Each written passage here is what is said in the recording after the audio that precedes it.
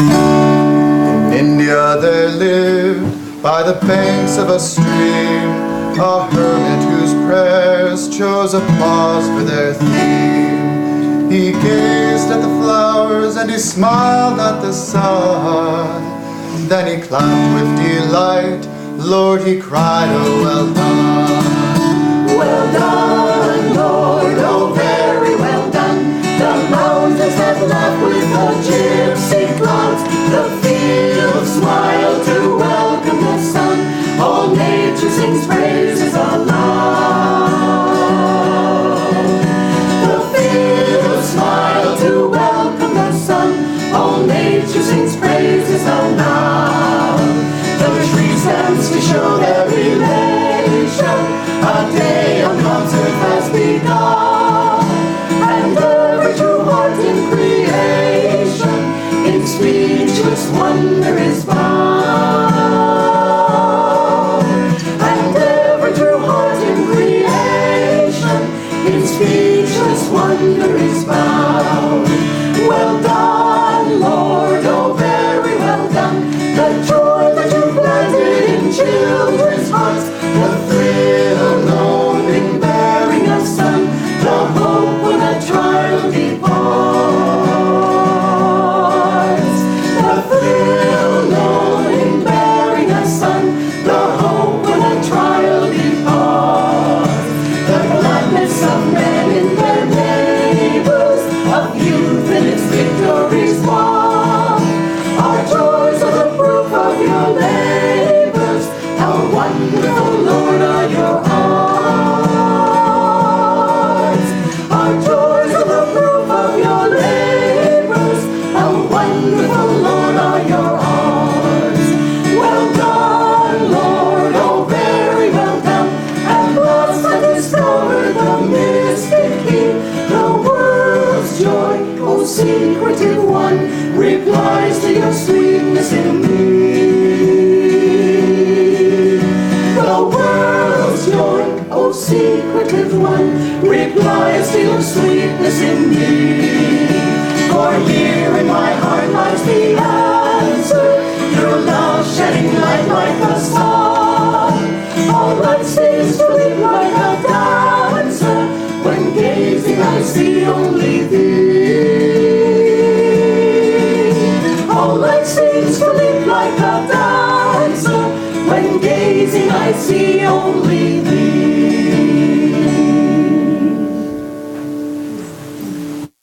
Good morning, everyone.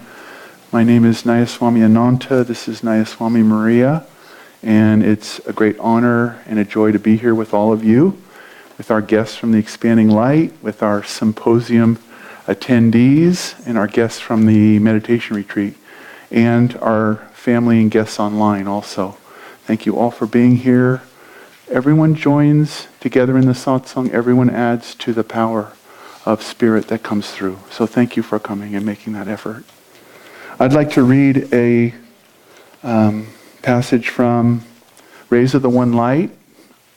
This is week 47, Reincarnation, the Spiral Staircase. Truth is one and eternal.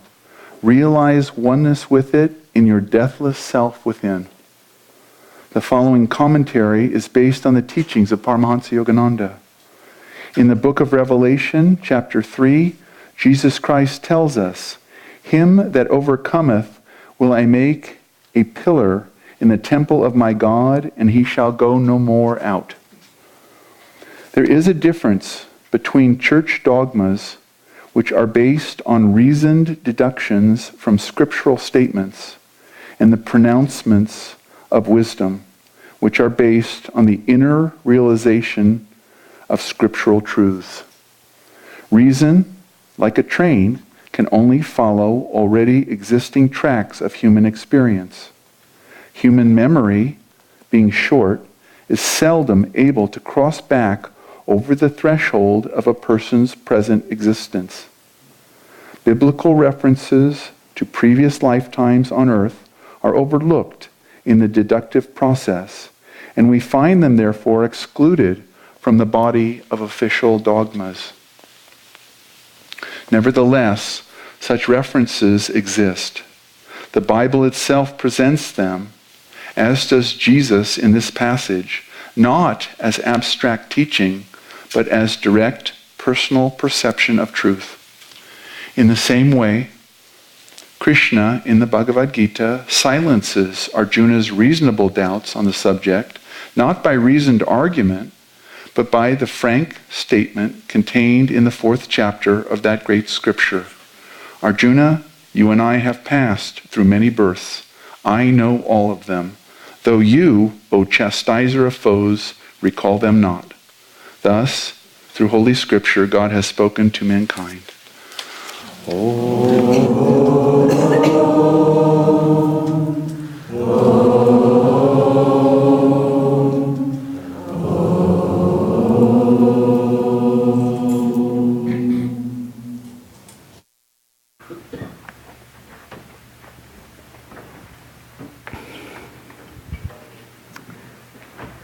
Hello, everybody. I'm going to read from Yogananda's Whispers from Eternity. And this one is entitled, Bless me that I may know that I am dreaming, even though my senses tell me I am awake. As we rest in sleep, wake in the morning to our daily round of desperate seeming, but only half-conscious activity, then fall back to sleep again at night, so also do we pass fleetingly from birth to life to death again, waking ever and again in new bodies, dashing about our appointments and other commitments, delighting in them or groaning at their importunity, then finding ourselves forced to leave everything at death's next summons, dream after dream of ceaseless earthly struggles. On the sleigh of incarnations, we find ourselves sliding by hopes and disappointments, victories and failures, fulfillments and disillusionments. When the smooth snow of easy passage melts and the underlying ice of insecurity breaks, we find ourselves plunged into heaving seas, eddies of gay, then desperate laughter, sargassos of cloying involvements, vast calms of indifference, all only dreams. When at last I awoke in thee, I discovered that I'd been dreaming all along. I'd only thought I was awake. I was looking for another Whispers yesterday, and Master found that one. I came across it quite by accident. I went to the wrong page. So it's absolutely perfect. Our subject this morning is on reincarnation. And there's a delightful story from many years ago. Swami Kriyananda, the founder of Ananda, was invited as the guest of honor to an elementary school function. And a little girl, about 9 years old, came to him and very innocently said, "How old are you?" And Swamiji was quiet for a moment, and then he said, "Well, let's put it this way. When I was your age, you were an old woman." She was a little bewildered at first, assessed it, and was satisfied with that answer, and then headed off. So reincarnation, it's a fascinating subject in the least. If it comes new to some of you, it's not essential that you get it or even believe in it to follow this spiritual path, but it's certainly very helpful. It accounts for a lot of mystery and anomalies that exist and are so prevalent. The saints and the masters are spiritual tradition, but from the experience of the saints and the masters, they bring us the teaching that life is a school and that we pass through various grades in our evolution of ego. The mineral, the plant, the animal kingdom, their evolution moves fairly automatically. But when we come into the human incarnation, and the masters say this takes 5 to 8 million incarnations to get a human body. So that's quite something. It's been a long journey indeed. And when we get to that point, we have an ego that is of such an order that we have available to us a certain amount of relative free will. We can make choices, we can make decisions, we can decide to go left or we can go right or anywhere in between. And all of those decisions have consequences. It just ripples out. Like, you drop a stone into a lake and you see them just go, all the way to the far shore, even back. Everything has a consequence, even our very thoughts. And these consequences are what keep us on this roundabout of life. And we just keep going round and going round. And for a lot of the time, it's very interesting. For a lot of the time, it's even rather fun. It's even beautiful. And we like it. We like it just how it is. And so round and round and round we go. But this school of life, as we make progress upon it, what is happening is that little by little we are graduating from ego consciousness toward and eventually to cosmic consciousness. That's what the process is all about.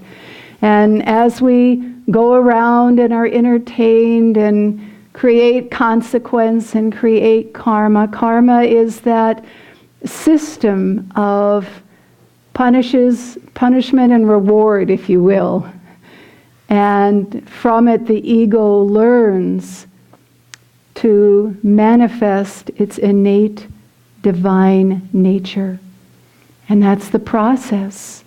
And it takes however long we want it to take, because we can exit that wheel.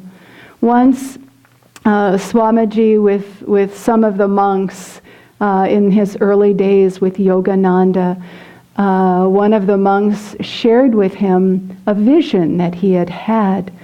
And in this vision, he was with Yogananda, and it took place 80,000 years ago. That was clarified in this experience of his. Well, he's telling this to Swamiji.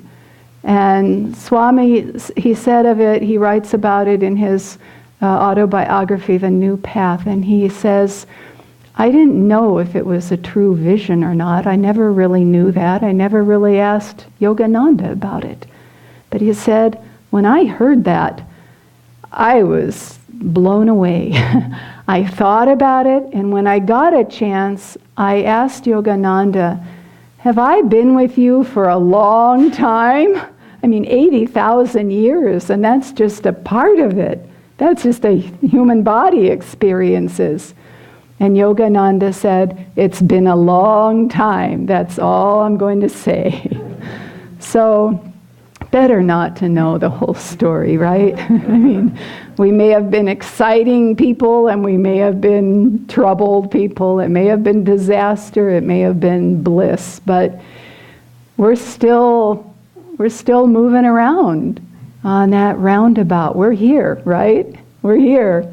If we weren't moving around on that roundabout or in full service to God and Guru, we'd be gone. We'd be somewhere else. So what keeps us bound are our desires, our attachments, the things we want, the things we like, the things we don't like, the things we don't want. There's attachment on both sides, desires on both sides that keep us bound.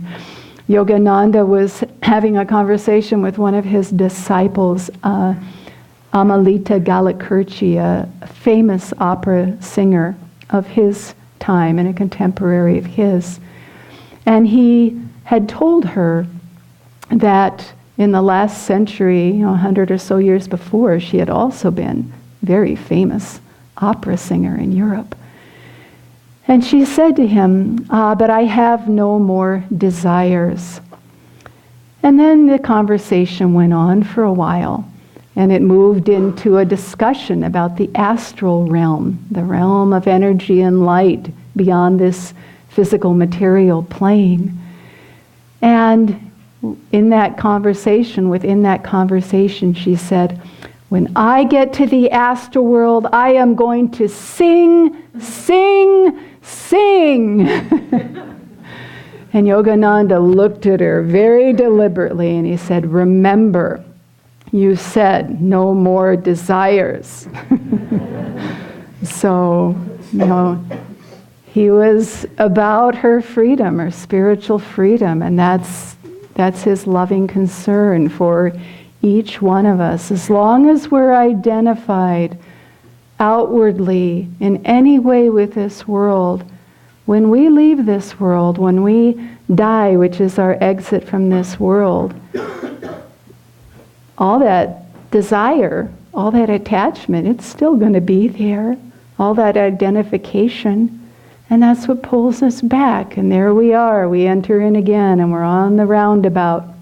And you know how those work. It's very hard sometimes. A lot of traffic, a lot of intensity to get off. Well, that's what it's like to exit this Leela, to exit this drama and be free in God. Desires and attachments keep us bound. And that's the beauty of this Gita reading, both of the readings, because they talk about exiting material consciousness, exiting the ego, and embracing, living, merging with cosmic consciousness. And it's about breaking the cycle, breaking the pattern, breaking the habits, breaking the hypnosis. Swamiji said, we're going to get it right eventually. We're all going to get it right eventually. Why waste time? Why not now?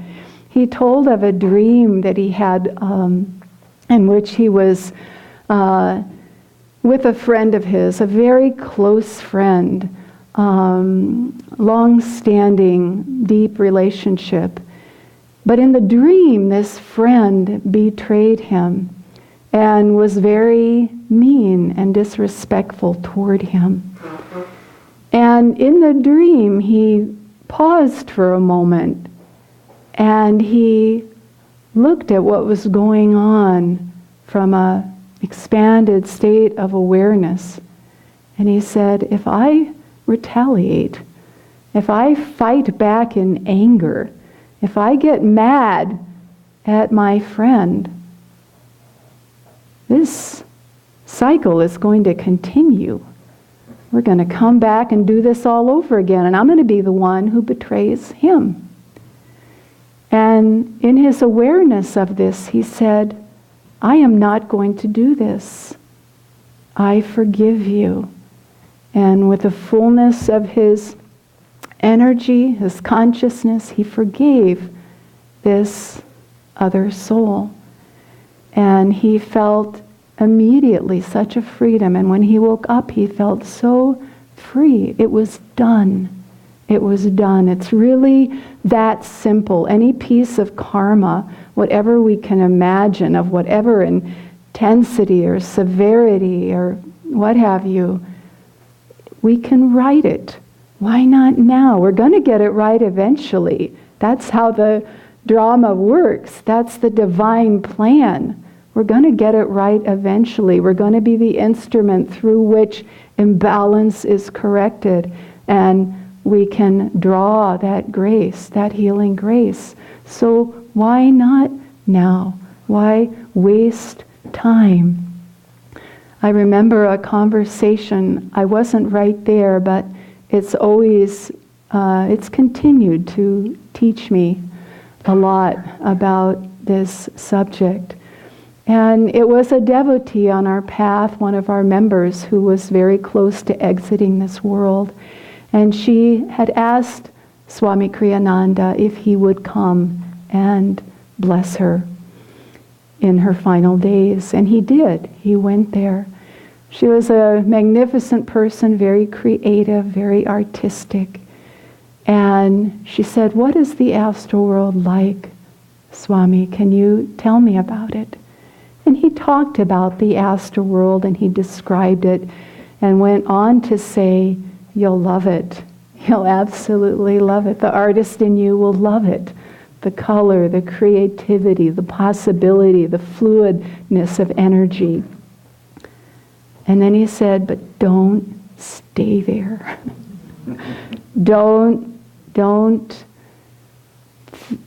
Just don't stay there any longer than you need to. Don't get caught in it. Don't get hypnotized by it. It too is just a dream. Astral world, it sounds wonderful compared to the material plane, but we're still going to have an ego." And when there's an ego, there's just all possibility. We can use it to our betterment, to our spiritual growth, and we can get caught. We can get stuck. We can get hypnotized and just keep going around. That wisdom is priceless. In other words, keep going. Keep moving toward the light. That's how we exit the roundabout. That's how we break this cycle. I used to have, for many, many years, I had a habit whenever there was a big event or something, or any significant event, if Swami Kriyananda was there and if I had a chance to personally thank him, I always said, "Thank you, Swami, for the memories."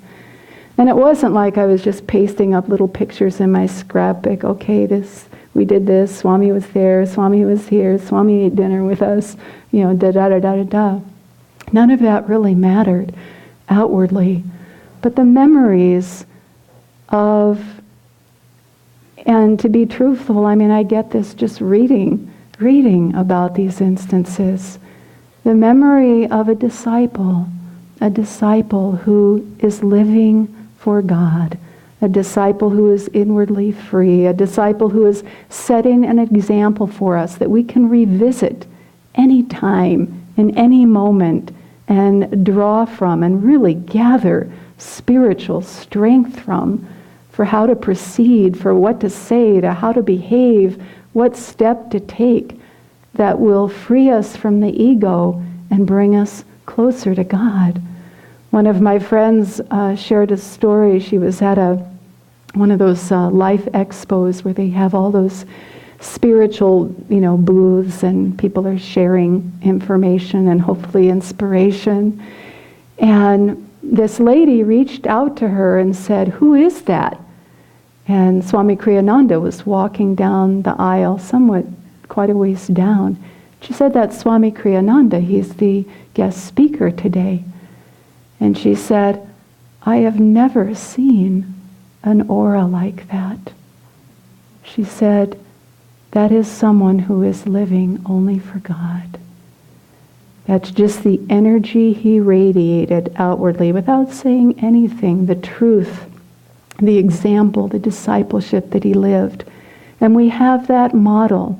We have it in Yogananda. We have it in all of the great masters. Frequent their presence, frequent their vibration, because they're going to show you, they're going to show all of us how to break this cycle and get to freedom, get to God. And your meditation is the greatest friend that you have in this, because the masters are going to help you through meditation to get that exalted, clear view of things just as they are, so that you can easily say, "I don't want this. I'm done with this. I want God. I want only God." And your practices, wherever you are with them, meditation is your friend. It's your friend.